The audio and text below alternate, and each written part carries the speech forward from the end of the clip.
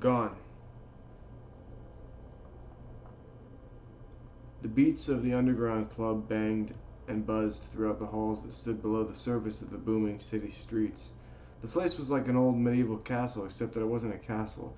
It was a basement, a large basement, and it seemed to stretch on forever, endlessly curving and turning, with people everywhere, lights flashing in the main room, a large library that no one stole from, which stood in the center of the edifice, and dim chandeliers lighting the halls outside of this room. Everyone called it the bookstore, though no books were ever bought here, and if anyone were caught stealing any of them, they were thrown out with a ban for life, and no one ever got back in once they'd been banned. Trey would know. He came here all the time. Trey was a tall, skinny guy, but well built, at least for his size and frame. Women liked him sometimes, and sometimes they hated him, but he loved them all anyway. In a way. That was why he was here at the club, after all, the one they called the basement. Women, and what better place to find them? Between the drug deals in the halls and the bodyguards kicking out the guys and girls who got into fights with one another, there were plenty of women to go around, though admittedly Trey took more than his fair share. He didn't care, nobody noticed in the dimness of the basement what he did with whomever he did meet that night or the next, but Trey unfortunately did not feel any sense of happiness from his ventures here. He was an empty vessel with no reconciliation for what amounted to the dozens of women he'd slept with in his time coming to the basement and some time before. And contrary to what one might believe, Trey wasn't always such a womanizer, but he had been unhappy. He had changed himself and become what he was now then. But it had not saved him. He didn't know what might or what could, and maybe he was just overly dramatic about his perceived problems. He didn't know. He didn't care. He rarely acknowledged them nowadays. He wanted to sleep, eat, and fuck, but he had to work as well. A boring, uninteresting job that's not worth mentioning. In the basement, many bad things did happen. Sometimes people died, hurried out by the obscure bodyguards of the place who all wore jet black suits with shaved heads and faces. The place never got shut down, so Trey could only guess as to what might happen to someone who died in such a place. He did not intend to find out, and he did no drugs and rarely drank. He simply wanted to dance and meet women. Some men thought it necessary to drink or do whatever else to attract women. Trey just worked out, stayed fit, and went to the basement. Every weekend, always meeting new girls, some of which actually became decent friends of his, though many of them would not return to the club with him. He preferred this anyway, preferring instead to meet new people, new girls as much as possible. Admittedly, he struck out a lot with the women there, but for every 10 girls he tried to dance with, 1 or 2 would engage, and that was good enough and encouraging enough for him to keep going with them. Out of those women, maybe a fraction of them would sleep with him, but there were many women in the club, more women than men, as it was hard to get into the place if you were a man, unless you had the pass, which Trey did. He'd received it upon his 10th time coming to the basement. Apparently they kept note of everyone somehow, keeping track of who came and went. And if you made it a 10th time into the club, you could get in any time. It had taken a long time to get that pass, and they only gave you one. Trey didn't feel any more privileged because of it, just something that he'd inadvertently earned, he supposed. But he didn't care. He didn't care about much these days. Fortunately, this night Trey was having difficulty finding someone to dance with, as there were very few people, for whatever reason, which was unusual for the basement. But then he spotted her. She was tall for a woman, with long black hair and dark eyes. She had light skin, which contrasted her hair color well, and she wore a tight black dress and high-heeled shoes. She was almost as tall as he was, and she was beautiful. Immediately, Trey walked over to her and asked her to dance. She responded, "Yeah, sure," she said over the music with some difficulty. Trey took her by the hand and led her to the center of the room, where maybe a dozen others were dancing, if that. Trey wondered why the club was so dead, but he didn't put too much more thought into it than that. He was too preoccupied with, what was her name? He asked her. "Angeline," she said. Trey nodded. "I'm Trey."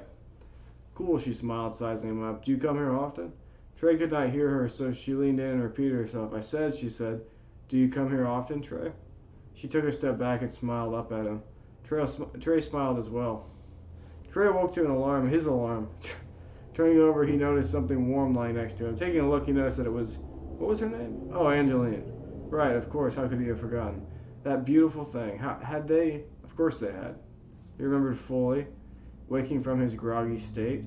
What a night, he thought, and somehow he felt some sense of happiness that he hadn't felt with any of the other girls he'd slept with. Odd. As he rolled out of bed, he ran his hand through his hair, rubbed his eyes, and looked out of his apartment window. Outside there were snowflakes falling, and a small amount of snow had accumulated on the sidewalks and the parts of the streets where the cars did not drive.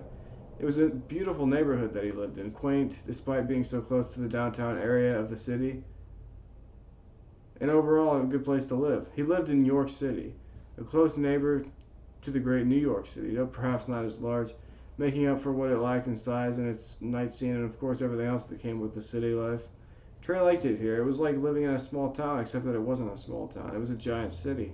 He grinned at his situation, and he felt blessed by some unknown, unseen entity, though he did not believe in a god. At least, not yet, he thought to himself, as he looked at Angeline, who rested peacefully, her dark hair tumbling down, and over her thin body, long and stunning. He felt lucky, but he had work to do today, an office job that he despised, but did because he had nothing better to do and because it paid well, which he supposed was fortunate. He decided not to wake Angeline, and the last thing he wanted to do was kick her out, so he quietly went to the shower to get ready, and when he returned, she was gone. There was a note on the dresser across from the bed. It read, "It was nice to meet you. Here's my number." The number was scribbled beneath these sentences. Trey grinned at the note and wondered where she'd gotten the small pink slip of paper. Maybe she did this often. The thought made him mad for a moment with jealousy, but he laughed it off and put the number into his phone.